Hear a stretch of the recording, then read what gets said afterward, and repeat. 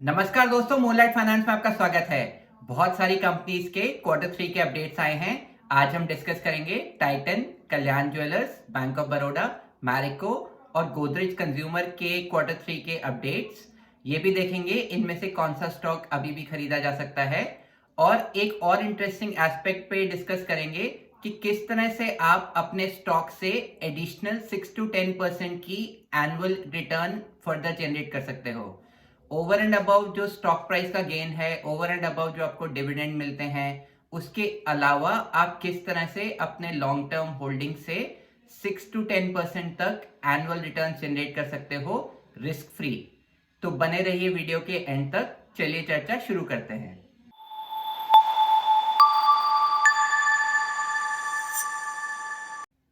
सबसे पहले देखते हैं टाइटन के Q3 updates. Jewellery business grow हुआ है 23% ईयर ऑन ईयर। ये जो कंसेंसस एस्टिमेट था उससे बेहतर नतीजे हैं। कैरेट लेन ग्रो हुआ है 31% year on year. Watch and variable segment grow हुआ है 21% ईयर ऑन ईयर। तनायरा जो एक रिलेटिवली न्यूअर सेगमेंट है वो ग्रो हुआ है 61% ईयर ऑन ईयर। कंपनी ने 90 स्टोर्स ऐड करे हैं इस क्वार्टर में। सारे डिविजन्स का बहुत अच्छा ग्रोथ है एक्सेप्ट आई केयर जहां पे डी ग्रोथ है 3% ईयर ऑन ईयर। टाइटन का स्टॉक प्राइस देखें तो नियर टर्म में काफी तेजी से बढ़ गया है। टाइटन का हिस्टोरिक पीई देखें तो हिस्टोरिकली जो मीडियन पीई रहा है पिछले 5 सालों का वो 81 के आसपास रहा है और करंटली ये ट्रेड कर रहा है 100 के पीई के आसपास। हम जो भी डिस्कशन कर रहे हैं सिर्फ एजुकेशनल पर्पसेस के लिए है। अगर आप कोई इन्वेस्टमेंट डिसीजन लेना चाहते हैं अपने एडवाइजर से कंसल्ट करके अपना ड्यू डिलिजेंस करके लीजिएगा। ओवरऑल नंबर्स टाइटन के काफी इंप्रेसिव हैं। ये आपको अप्रिशिएट करना होगा कि बेस काफी बड़ा है। उस पे जो कंपनी ने ग्रोथ दिखाई है बहुत ही शानदार है। स्टॉक एक्सपेंसिव नजर आ रहा है, मैं इसको कंटिन्यू करूंगा, होल्ड करूंगा इसको। और अगर इसमें मुझे 15 से 20% की गिरावट मिलती है तो मैं इसमें ऐड करना चाहूंगा। कल्याण ज्वेलर्स के भी Q3 के अपडेट्स बहुत ही शानदार रहे हैं। जो सेल्स ग्रोथ रही है कल्याण ज्वेलर्स की वो 33% रही है ईयर ऑन ईयर। इन्होंने डोमेस्टिक सेल्स काफी अच्छा किया है और इन्होंने 22 नए स्टोर्स भी ऐड करे हैं। स्टॉक बहुत ही शार्पली बढ़ गया है कल्याण ज्वेलर्स का। तो मैं इस स्पेस में टाइटन के साथ हूं। इससे पहले हम आगे बढ़ें, वीडियो को लाइक कर दीजिए, शेयर कर दीजिए। चैनल में नए हैं तो चैनल को सब्सक्राइब कर दीजिए। अगला स्टॉक जो हम डिस्कस करने वाले हैं वो है बैंक ऑफ बड़ौदा। इसके Q3 के जो अपडेट आए हैं उसमें ग्लोबल डिपॉजिट्स की ग्रोथ रही है 8% की। डोमेस्टिक डिपॉजिट ग्रोथ तो सिर्फ 6% की है। ये बहुत छोटा नंबर है, ये कॉज ऑफ कंसर्न है। ग्लोबल एडवांसेस 14% से ग्रो हुए हैं। हमें पीएसयू बैंकिंग स्टॉक्स में नजर रखनी होगी। अब मार्केट की एक्सपेक्टेशंस इनसे काफी ज्यादा है अर्निंग्स की, तो इनको उस पर डिलीवर करना होगा। और जो स्टॉक्स अर्निंग्स अच्छी नहीं दिखाएंगे वो गिर भी सकते हैं। मैं करेंटली बैंक ऑफ बड़ौदा से दूर हूं। मुझे ऐसा लगता है कि बैंकिंग स्पेस में इससे बेहतर कंपनीज हैं निवेश के लिए। अगला स्टॉक है मैरिको। डोमेस्टिक वॉल्यूम ग्रो हुई है लो सिंगल डिजिट्स में। स्लाइट सीक्वेंशियल परफॉर्मेंस इंप्रूवमेंट है कोर पोर्टफोलियो में। इंटरनेशनल बिजनेस में देखें वहां भी mid single digit constant currency में ग्रोथ है। अगर रेवेन्यू में देखें तो ओवरऑल रेवेन्यू ड्रॉप हुआ है लो सिंगल डिजिट से।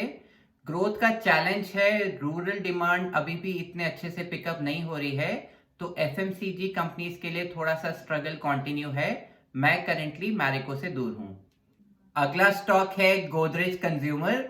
गोदरेज कंज्यूमर प्रोडक्ट्स ने प्रोजेक्ट किया है कि वो डिलीवर करेंगे mid single digit volume growth Q3 में। कंपनी ने ये कहा है कि low single digit sales decline in rupee terms consolidated level पे अगर देखें तो इस क्वार्टर में डी ग्रोथ देखने को मिल सकती है। नंबर्स बिल्कुल भी एक्साइटिंग नहीं है। मैं करेंटली इस स्टॉक से दूर हूं। अगला स्टॉक जो फोकस में है वो है इंडियन होटल्स। लक्षद्वीप ट्रिप जो प्रधानमंत्री जी की रही है वहां पे लक्षद्वीप में काफी फोकस है। और वहां पे जो इंटरेस्टिंग एस्पेक्ट है वो है ताज के आने वाले 2 होटल्स सुहेली और कदमत में। इसके अलावा इंडियन होटल्स ने अयोध्या में भी 2 होटल्स का प्लान किया है। लग्जरी होटल्स में हम देख रहे हैं कि ऑक्यूपेंसी रेट लगातार बढ़ रहे हैं और रेट्स भी अगर आप चेक करें, ओवरऑल रेट्स जो आजकल आपको मिलेंगे वो काफ़ी हाई हैं होटल्स के। तो आपको नज़र रखनी चाहिए इंडियन होटल्स के स्टॉक में। अब हम डिस्कस करेंगे कि किस तरह से आप अपने लॉन्ग टर्म स्टॉक्स से, जो स्टॉक्स की वैल्यू एप्रिशिएट होती है, जो डिविडेंड आपको मिलते हैं, उसके अलावा भी आप किस तरह से 6 से 10% और कुछ केसेस में उससे भी ज़्यादा annual returns over and above everything किस तरह से आप जनरेट कर सकते हैं। इसका जो टर्म है वो है SLBM, securities lending and borrowing mechanism. इसको अगर हम आसान भाषा में समझें तो आपके पोर्टफोलियो में जो स्टॉक्स हैं उसको आप भाड़े पे दे देते हैं, यू आर लेंडिंग इट, और लेंडिंग हो रही है एक्सचेंज के द्वारा किसी को। तो क्योंकि एक्सचेंज के द्वारा है तो इसमें किसी भी तरह का रिस्क नहीं है, ये 100% रिस्क फ्री है। तो मतलब अगर काउंटर पार्टी डिफॉल्ट का जो रिस्क रहता है, जब अगर आप लेंडिंग करते हैं तो काउंटर पार्टी अगर डिफॉल्ट कर जाती है तो वो जनरली रिस्क रहता है, बट इस केस में कोई भी रिस्क नहीं है क्योंकि ये एक्सचेंज के द्वारा फैसिलिटेट होता है। ये प्लेजिंग से थोड़ा डिफरेंट होता है। प्लेजिंग क्या है? प्लेजिंग बेसिकली आप अपने स्टॉक्स को गिरवी रख रहे हैं लोन लेने के लिए, तो वो हो गया हमारा प्लेजिंग। SLBM में क्या हो रहा है, आप बेसिकली अपने स्टॉक्स को भाड़े पे दे रहे हैं। अगर आपके पास लॉन्ग टर्म स्टॉक्स हैं, अगर आप एक लॉन्ग टर्म इन्वेस्टर मानते हैं अपने आप को, तो आप अपने स्टॉक्स को भाड़े पे दे दीजिए, आपको एडिशनल एनुअल रिटर्न मिलेगा, तो उसमें कोई प्रॉब्लम ही नहीं है, कंप्लीटली सिक्योर है। आपको 6 to 10% एनुअली और कुछ केसेस में उससे ज्यादा मिल जाएगा। इसमें सिर्फ एक ही प्रॉब्लम है, आप सेल नहीं कर पाएंगे उस पीरियड में जिस पीरियड के लिए आपने अपने स्टॉक्स भाड़े पे दिए हुए हैं।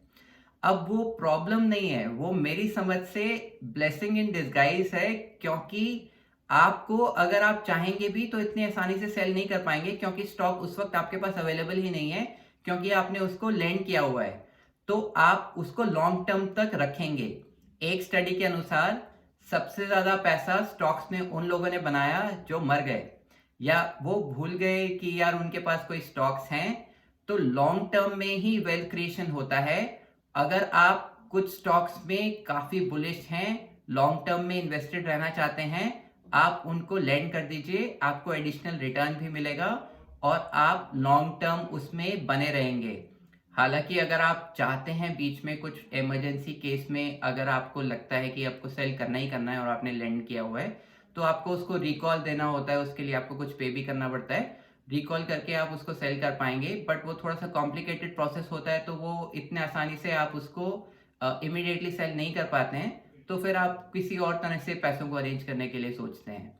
तो ये ब्लेसिंग हो सकती है, आप इसको डेफिनेटली कंसिडर कीजिए। आप लॉन्ग टर्म इन्वेस्टर भी बने रहेंगे और आपको वेल्थ एक्यूमुलेशन भी होगा और साथ में एडिशनल रिटर्न भी मिलेगा। अगर इस बीच में जिस पीरियड में आपने लैंड किया हुआ है कोई डिविडेंड मिलता है, स्प्लिट होता है, बोनस होता है या कोई भी कॉर्पोरेट एक्शन होता है, तो उस सब में आप पार्टिसिपेट करेंगे, वो सारा जो बेनिफिट है वो आपको मिलेगा। तो बोरो कौन करता है? बोरो वो ट्रेडर्स करते हैं जिनको स्टॉक को शॉर्ट करना होता है। स्टॉक शॉर्ट करने का मतलब क्या है? उनको सेल करना होता है और उनके पास होता नहीं है। तो अगर उनको सेल करना है तो उनको पहले उसको भाड़े पे लेके फिर उसको वो शॉर्ट कर देते हैं और एट अ लेटर टाइम उनको लगता है जब स्टॉक फर्दर गिर जाएगा तो वो बाय कर लेंगे। तो वो ट्रेडर्स इसको एक्सचेंज से बोरो करते हैं, आप इसको लैंड करते हैं और आप लॉन्ग टर्म इन्वेस्टर हैं तो आपको एडिशनल इनकम उससे मिल जाती है। तो क्या सारे स्टॉक्स पे आप लेंडिंग कर सकते हैं? जी नहीं, सारे स्टॉक्स पे लेंडिंग नहीं हो पाती है। एक लिस्ट ऑफ स्टॉक्स है, NSE की वेबसाइट पे मिल जाएगा, इसका लिंक भी मैं डिस्क्रिप्शन में दे दूंगा। आप चेक कर सकते हैं कि आपके ऐसे कौन से स्टॉक्स हैं जो NSE की वेबसाइट पे लिस्टेड हैं फॉर SLBM। आप उन स्टॉक्स को भाड़े पे दे सकते हैं। अगर आप जीरोधा में हैं तो बहुत क्लियर प्रोसेस है, एक फॉर्म भरना है आपको और उसके बाद आप इसको बहुत कन्वीनियंटली लेंड कर सकते हैं। बाकी स्टॉक ब्रोकर से भी आप चेक कर सकते हैं कि उनका क्या प्रोसेस है। आपने ऐसा कई बारी सुना होगा कि आपने अगर बजाज फाइनेंस 20 साल पहले लिया होता तो आपके पैसे इतने टाइम्स हो गए होते, टाइटन लिया होता 20-25 साल पहले तो इतने टाइम्स हो गए होते। तो कम से कम आप कुछ तो अपने लाइफ टाइम में कुछ ऐसे स्टॉक्स तो लेके बैठिए जिसमें आप वो एक्सपीरियंस कर सकें। 50 टाइम्स, 100 टाइम्स, 500 टाइम्स आपका स्टॉक हो गया, तो उसके लिए आपको लॉन्ग टर्म बने रहना होगा कुछ स्टॉक्स में। अगर आप खरीदते बेचते रहेंगे तो उसमें वेल्थ क्रिएशन नहीं हो पाता है। उसमें कुछ गेन हो जाता है, कुछ अच्छा हो जाता है, कुछ पार्टी हो जाती है, लेकिन अगर आपको long term actual wealth creation देखना है तो आपको लॉन्ग टर्म तक बने रहना होगा स्टॉक्स में। Happy investing, see you in the next video.